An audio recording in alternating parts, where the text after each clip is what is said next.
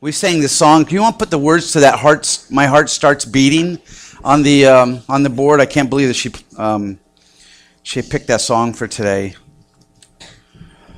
We're also going to replay a video that we played last week because it goes along with this. But in this song, it says, "My heart starts beating." Yep, my heart starts beating. You make us alive. We sing that, and everybody's like, "Well, I mean, that happens to every baby that gets born, right? They get born, their heart starts beating." They're alive, you know. This song is not actually talking about physical life. This song is actually talking about your heart or your soul, and that you make us alive. And that's what I really want to talk about today, about what's really happens to us. What really happens to us. And it's found in Genesis chapter 2. I just want to show you a couple things that are really, really cool. Right in the beginning of the Bible, Genesis chapter 2, starting in verse 7. This verse should be underlined and memorized by you forever. The Lord God formed man of dust from the ground, and he breathed into his nostrils the breath of life, and man became a living being or a living soul. In the book of Genesis, it says that God created things. It says he made things. It uses all these different words. He created, he made, he formed, he planted, he placed, he called, he commanded things into being. He'd given things, but only for man did he breathe into him. Only man. Every living thing on this planet, from a germ, blade of grass, tree, to every animal, was made and created by God, but only mankind got breathed into. We are the only things that are not just biologically alive. We are the only thing on the planet that is spiritually made alive, because he breathed into us and he made us into a living soul. It caused us to become spiritually, have a spiritual consciousness outside of our physical being.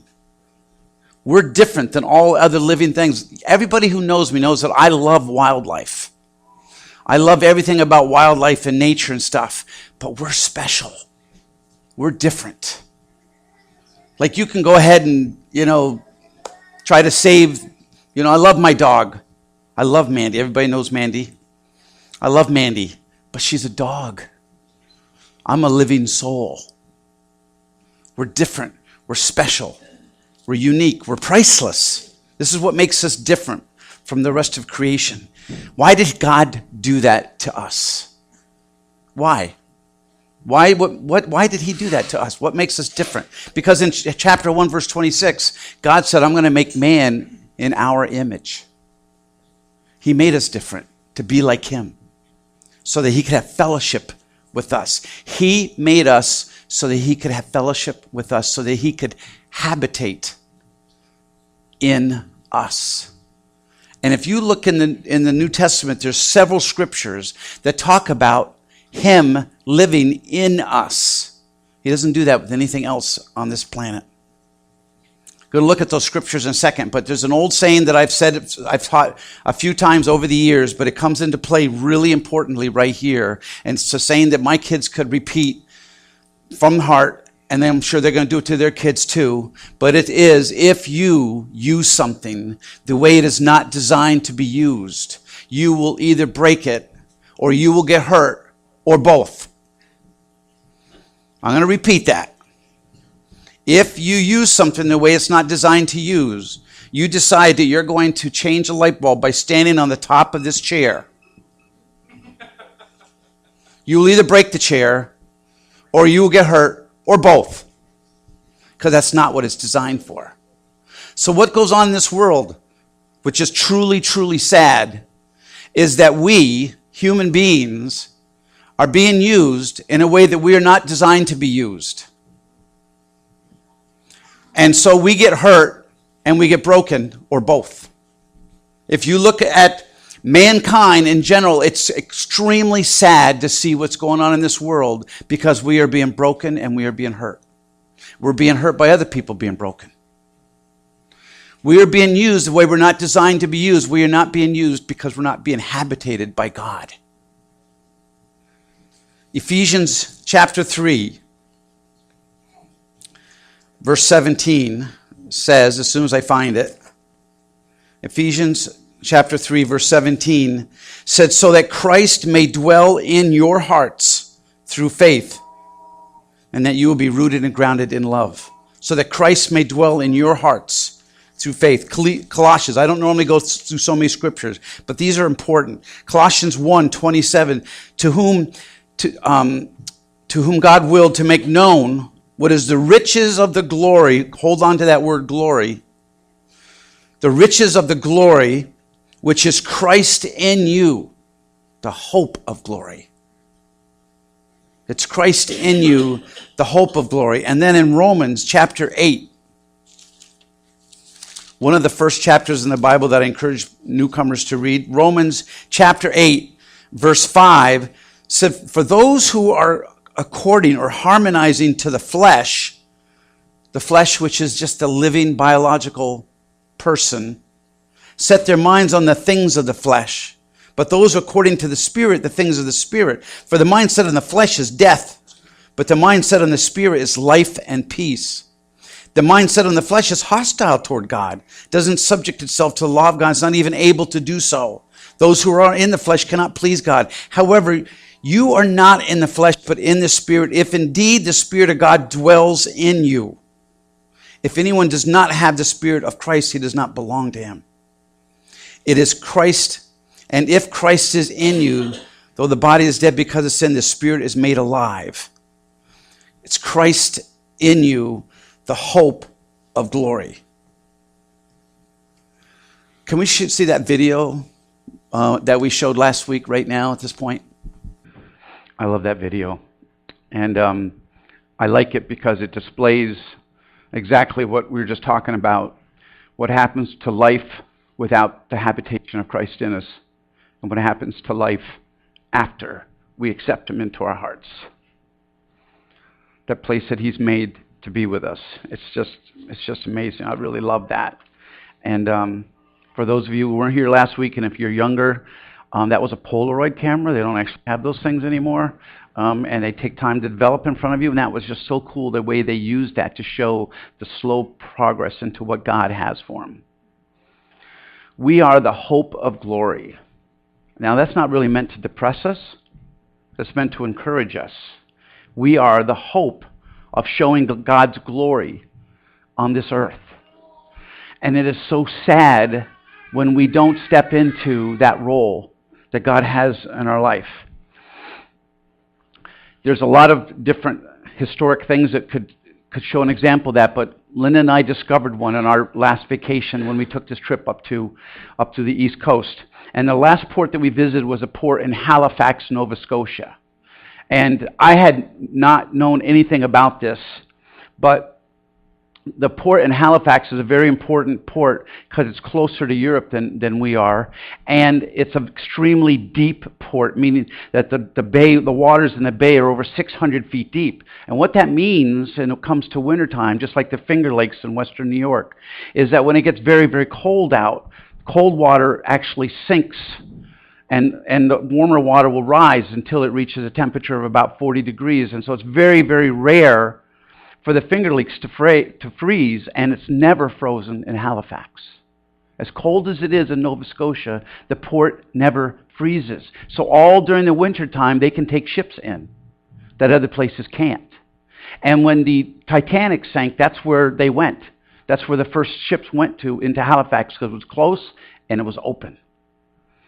During World War I in 1917, the French government needed ammunition, explosives, TNT, gunpowder. They needed all this for war, and so they sent a ship over to New York City to pick up all this stuff, and they loaded this ship up with explosives. I mean, loaded it to the brim with explosives.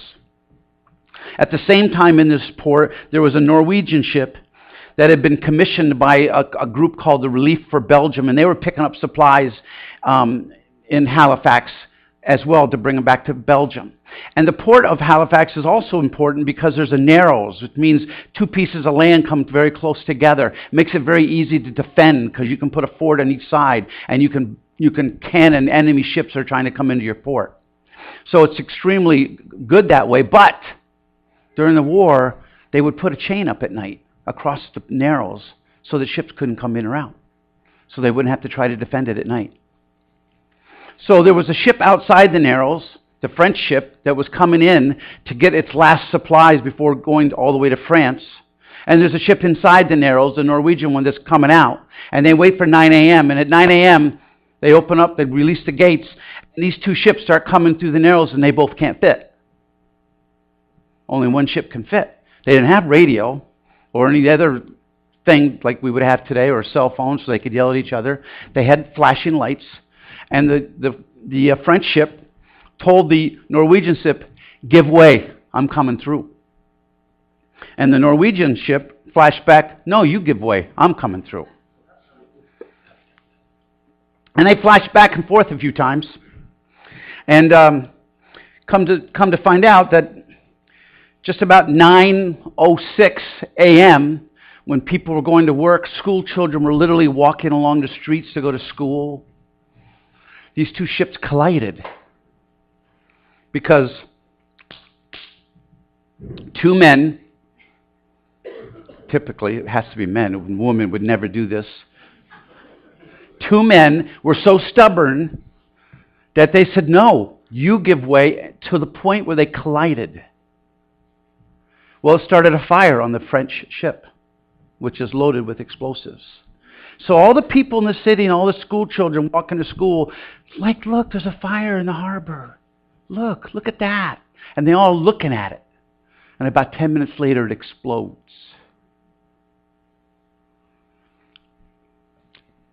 The explosion that ship caused is the largest man-made explosion ever recorded before we made a nuclear bomb. Largest one recorded. Every building within a half a mile of that explosion was completely obliterated. Halifax is a big city. Every window in every building in the entire city was broken. Every person who was looking at the fire was blinded for life. 2,000 people were immediately killed. 9,000 were injured. How come I never even heard of this until this trip? To this day, Boston sent up all kinds of relief and supplies. To this day, every year, they have a Boston Celebration Day for the help that Boston gave it. So Lynn and I are listening to the story, and Linda goes, "I don't believe it." I went, "Yeah, we just made this up." What do you mean you don't believe it? Because I don't believe two men could be that stubborn. So half of me was like, well, that's good. I mean, I've obviously been a little better of an example of that, so she doesn't believe it. But I've been telling you for 44 years how men are, honey. Don't you understand this? It's amazing that we, without letting God live in us, could be so bad. And that's just one thing. There was a tsunami created by this explosion underwater that completely destroyed a town on the bay over a mile away. History is full of events like that. But in Romans chapter 8, in verse 19, it says something very important. It says the anxious longing of the creation waits eagerly for the revealing of the sons of God. For the creation was subjected to futility, not of its own will, but because of him who subjected it, in hope that the creation itself will also be set free from its slavery to corruption, into the freedom of the glory of the children of God. For we know that the whole creation groans and suffers the pains of childbirth together until now. We are the hope of glory.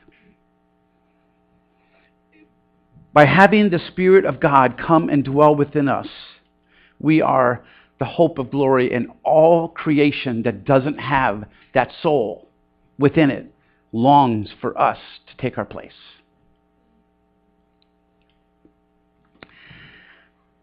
Religion is so much about Christ died on the cross, and we just celebrate the fact that He died on the cross and all that He did for us, and we just keep looking at some like that as if it's some kind of event that happened in history that we have to keep celebrating over and over. But it's more than that. He died on the cross so He could live in us. It's more than His dying. It's more than just saying, wow, Easter's great. It's He wants to live in us. What is stopping Him from doing that? You weren't designed to be an addict or all those things that we saw in the video. That's not what you were designed to be. And if you go and do that and use yourself the way you're not designed to be used, you will get broken. And you will hurt other people. It's Christ in you that changes everything. It doesn't just change your perspective and the way you look at it. So many people say, okay, I believe now. I get it. It's all right here. It's not that. It's this. It's Christ in you that's the hope of glory. It's His habitation in you. When you have that, then you have victory from your flesh, from the things of the flesh. Then you overcome the things. You have fruits that start growing in your life. Anybody here doesn't want love, peace, and joy in your life? Anybody here not interested in having? Yeah, everybody wants that. You have gifts that start to be formed in you by the Spirit of God. Gifts. Anybody here want any wisdom, knowledge, a little power maybe? Yeah? Yeah, that's what happens. The Spirit just starts doing these things. The Spirit starts having, one of the gifts called the gift effects. Things happen that you don't expect. Last week we were playing worship, and somebody had mentioned to me that during that week that that the Spirit of God isn't present in our meetings, and I was a little discouraged by that criticism, because I certainly said, well, I really feel it. And we were right in the middle of worship, and all of a sudden I just felt the Spirit of God come upon us in the middle of worship, and I felt this thing in my shoulders. I can't even explain it. It wasn't like a burden, but it felt really cool. It felt good. And then all of a sudden we're playing this song, and all of a sudden I just happened to notice that my hand is going up and doing this line on the bass that I've never done before. And I was literally, what are you doing? I was like, what's going on? And I went, wow. And then I just said, God, why? Why would you do that? It's my birds. Almost lost it there. That's a cedar waxwing right there. Just in case you want to know. Cedar waxwing. Because God wants to habitate in us. And He was just showing me, I'm here, and if you're open, I'm coming into your heart. I love it. It's really, really cool. Sad news is, not everybody's going to like that in you. And that's why the Bible warns us of persecution. When the Spirit of God works in our hearts, sometimes people don't like it. I got a couple of people at the bowling alley that are not really fond of me. That's called persecution. That's okay, because the glory that comes forth is well worth it. The glory that comes forth is well worth it. I'm excited of what God's doing in us and through us. When I look at this, I say the hope of glory, God's glory is going to come through us. If you're thinking right now to yourself that may be true for you or that person or whatever, and it's what's not true for me, that's what the enemy wants you to believe. The enemy wants you to believe that it's not for you, it's for somebody else. And Peter wrote that you are a chosen race and a royal priesthood, a holy nation. You. He wasn't just talking to apostles. He was talking to everybody who accepts Christ in their heart. We are a special people. He's called us out of darkness into light. Get Him into your soul today. He breathed into you. So when you were born, you're not just a heart and lungs that are beating. You are a living soul. And if you